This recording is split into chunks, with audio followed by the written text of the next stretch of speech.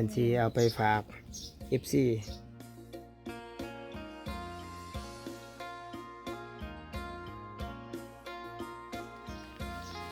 ทุกคนคิดว่าคือหยังไงสังเกตมั้ยจากชิ้นสอด20,000 บาท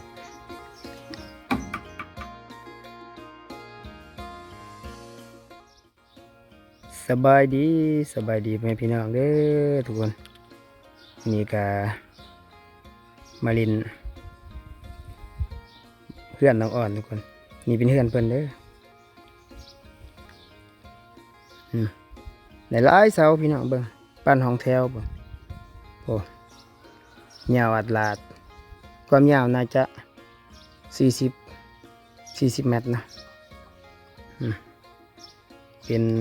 บ้านใหม่ส่งเก่าแก่ตีนเสานะเบิ่งตีนเสายังใส่ก้อนหินอยู่ยังบ่ได้ใส่แบบเสาปูนนะน่าจะเฮ็ดด้นเลยพี่น้องเบิ่งเฮือนหลังนี้มันเป็นเฮือนครัวเนาะที่เพิ่นอยู่เฮ็ดกินพี่น้องมีต้นพร้าวต้นหยังว่าเพิ่นเฮ็ดหยังบรรยากาศโคตรคักเนาะคล้ายๆกับแบบบ้านอีสานนะนี่หลังนึง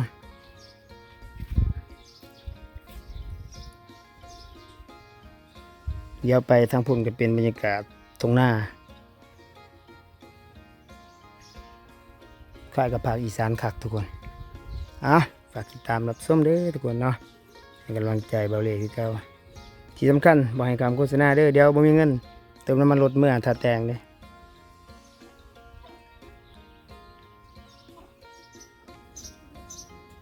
สบายดีทุกคนเด้อเนาะมื้อนี้ก็มาพอกันคือเก่าอยู่ที่เรือนครัวน้องอ่อนเพิ่นกำลังปอกมะม่วงสบายดีกำลังปอกมะม่วงเนาะเพิ่นสิเอาไปฝาก FC ทางฝั่งไทยปอกมะม่วง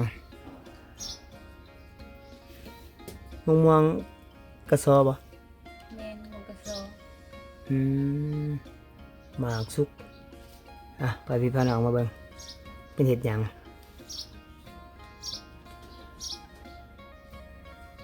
ปอกเอาแต่เนื้อมันเนาะ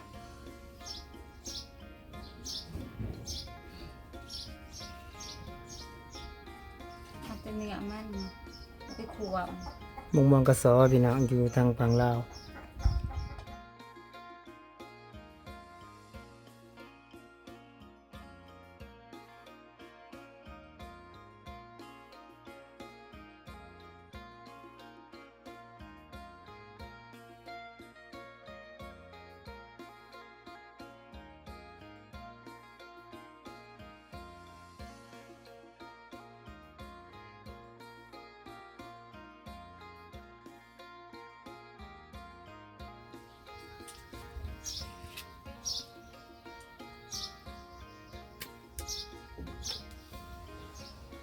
คือบ่กินแบบมันสุกเลย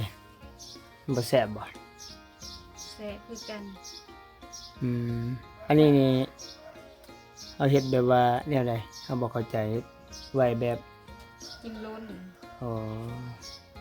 กินย่ำลำไห้ลำหน้าย ำมันบ่มีเนาะ ลำไห้ลำหน้า ลักษณะเฮ็ดแบบว่าปลาเมียนนั่นแหละทุกคนยามที่มันบ่มีเอามากินเฮ็ดจักมื้อจังได้กิน2 มื้ออ๋อ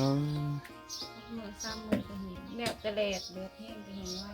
แต่ว่าทางบ้านนี่แดดแห้งหลายน่าสิ 2 แดดก็เป็นไร พี่ได้กินไว้ทุกคนนี่เพิ่นมาเบิ่งเพิ่นวิธีเฮ็ดหยังละลืมละ ย่วงแพน หมักม่วงแผ่นเป็นแผ่นแล้วตาแล้วสิพาทุกคนมาลองเบิ่งเนาะเป็นแนวใดบ่เคยได้ยินจักเทื่อแล้วก็บ่เคยเห็นหมักม่วงแผ่นเขาก็เฮ็ดแบบคู่คนมาอยู่ทางบ้านนี่หรือว่าผ ผู้เฮ็ดผู้บ่นะมักม่วงอันนี้ เฮ็ดผู้บ่ อืมมักม่วงแผ่นบัวทางฝั่งไทยมันเคยเฮ็ดคือบัวเนาะขั้นตอนทำอิฐนี่เพิ่นมาปอกเอานวลมันออกปอกออกเอาแต่เนื้อเหลืองๆอะนะนี่เพิ่นเฮ็ดสิเอาไว้กินยามหน้าบ่หรือว่ายามหิวก็กินได้ กินยำได้ก็ได้ ยามหิวจะกินก็กินได้เนาะ นี่ นี่ก็อยู่ที่กันครัวเพิ่นคือเก่ายังดังพื้นเนาะ นี่ บ่มีทานยังดังพื้นคือเก่าเงียบทางบ้านบูว่าเขาไปใส่ช่วงนี้เขาไปใส่คนทางบ้านเจ้าเขาไปเฮ็ดอีหยัง เข้าไปหือให้ อืม ปลูกมัน ปลูกมัน นี่ ไปคือให้ทางป่าปลูกมันต้นเจ้าบ่ได้ปลูกบ่ โดยบ่ได้ปลูก อืมยันรวยเนาะยันรวยทุกคนเลยบ่ได้ปลูก มีคนพาเฮ็ดนะ อืมในบ่ส่วนผู้บ่าวพามาเฮ็ด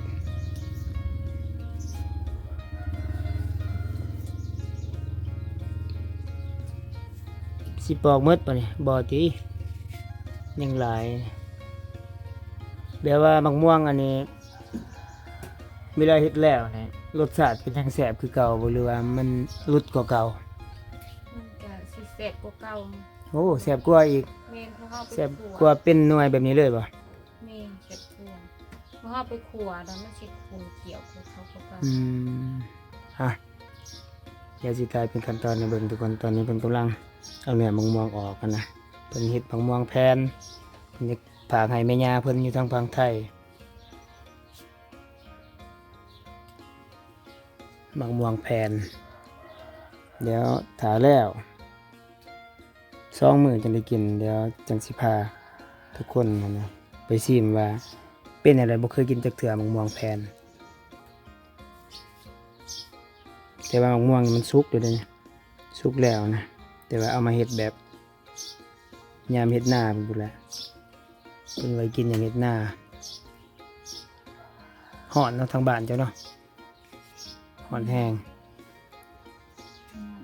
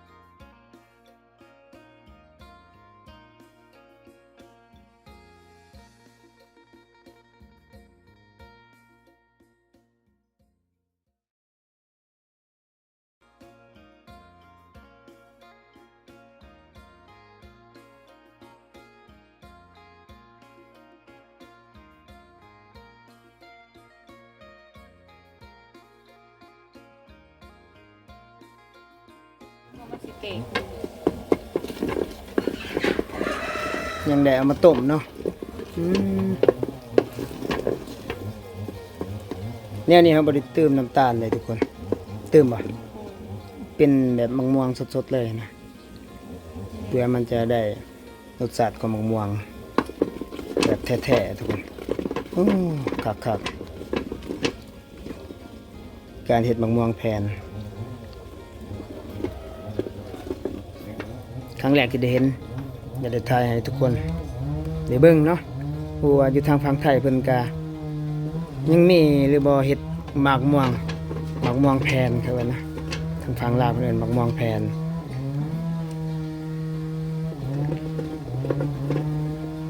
ควันไฟ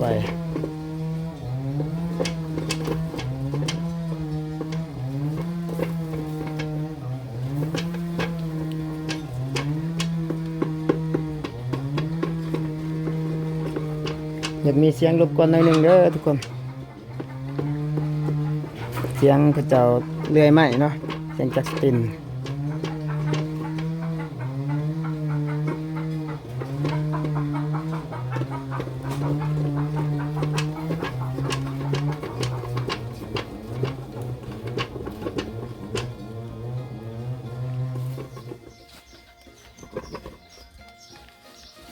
ทุกคนคิดว่าคือหยังไงสังเกตบ้าง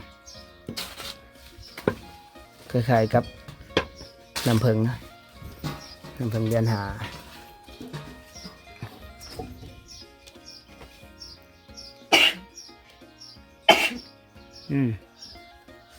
ผู้บ่าวจมหาที่ FC จมหาคือบ่ตอบแชทเนาะวะเดี๋ยวถ่ายคลิปแล้วมันเข้าไปตอบทุกคน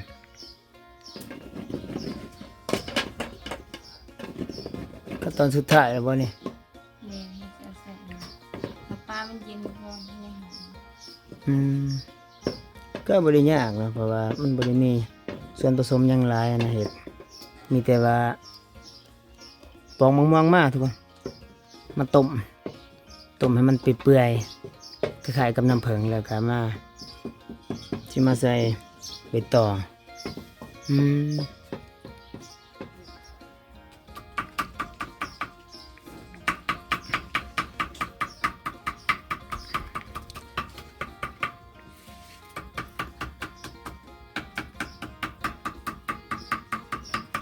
ใส่ตั้งกระตะดำๆเทียม คล้ายๆกับเสียงผักหลาดพี่น้องป๊อกป๊อกป๊อกป๊อกป๊อกป๊อกป๊อกอยู่จนไอ้ป่าข้างบ้านสิว่าโอ้ได้อาหารดีบ่สุดท้ายผักหมักม่วง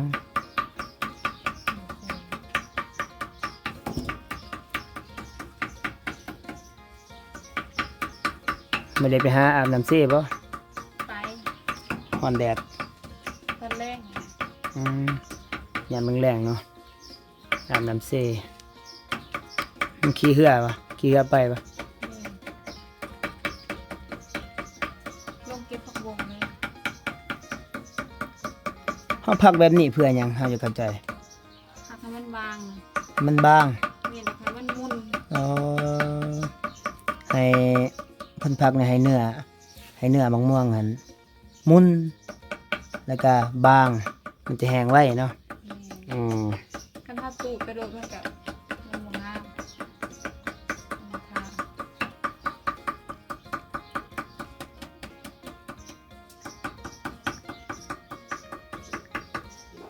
ก็ว่าที่ใดจักฮอเนี่ย 3-4 เซน 3-4ฮอนี่เนาะได้3-4ฮออีกสิมารับได้อยู่อุบนคอมเมนต์อยู่ในคลิปใครอยากได้เนาะสิพากมาให้เห็นบ่มาเอาอยู่นี่ก็ได้ทุกคนอยู่จำปาสักพี่ทุกคนเห็นคอมเมนต์ว่าจะกินมะขวดอยากไปงมหอยน้ำน้องเพิ่นอาสิพาไปนะ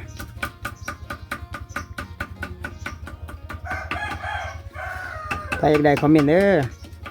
บอกที่อยู่พร้อมเดี๋ยวสิส่งให้ ลายนะ ภาคให้ FC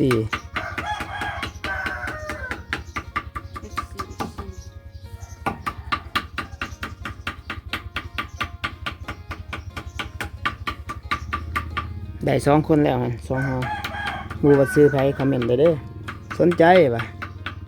จักสนใจผู้สาวสนใจปักม่วงไงอันนี้เขาเลยก็บ่ฮู้เนาะ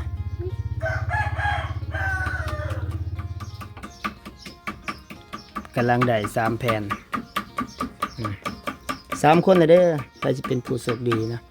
ได้กินมะม่วงแผ่นสีมือนักอ่อนสาวเราวไต่แม่สีเรือนจากชิ้นสอด20,000 บาท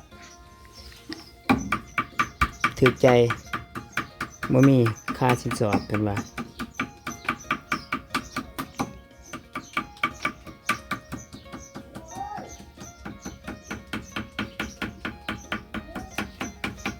3 แผ่นเข้ามาเบิ่งคลิปนี้แล้วก็คอมเมนต์เด้อถ้าอยากรู้สูตร เดี๋ยวลองเอาไปเฮ็ดตามมาเบิ่งตามคลิปเนี่ยอันนี้เป็นแบบว่าวิธีเฮ็ดนะอีก2 มื้อจังได้กิน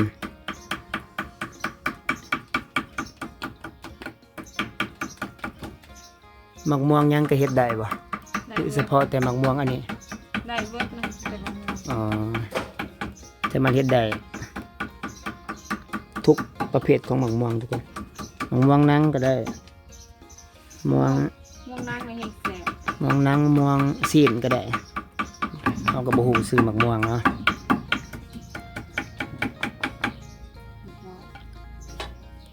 หมดแล้วบ่ เบิดแล้ว ในหม้อเคียงตับพี่นะได้4 แผ่นได้4นะ4 คนรอบนี้เอา4 คนไปก่อนเด้อ4เนาะมานเหล็ก4พี่นะ4 แผ่น4 คนจะไปสิได้เนาะ คนมากก็มา4 คน แม่นมาก็มา4 คนมาไถนา4 คนยังบ่มีคนไถนาซอยเพิ่นนะ4 แผ่นเดี๋ยวมื้อนี้เฮ็ดใหม่ก็14อยากได้เนาะเพิ่นบอกก็มาเอาเองอยู่ทางเมืองสนาสมบูรณ์เราบ่มีเวลาไปฝากทุกคนมาเอาเองเด้อ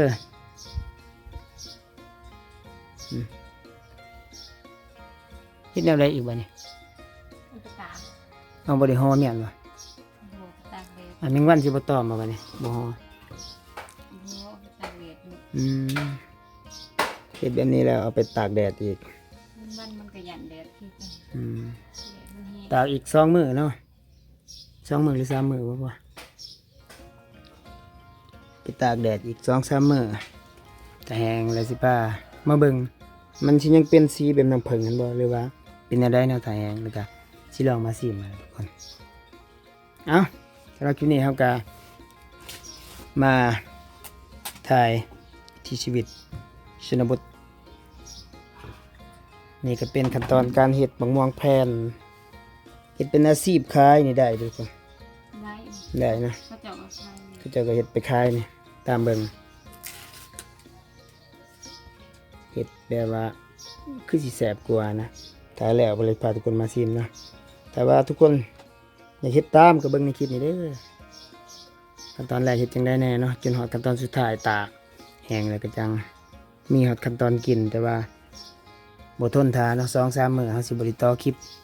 จบเมียนฝากติดตามคลิปหน้ามาเบิ่งว่าสิเป็นแนวนี้อีกหรือบ่สิลองชิมแต่อันหนึงเนาะอีก3 อันฝากให้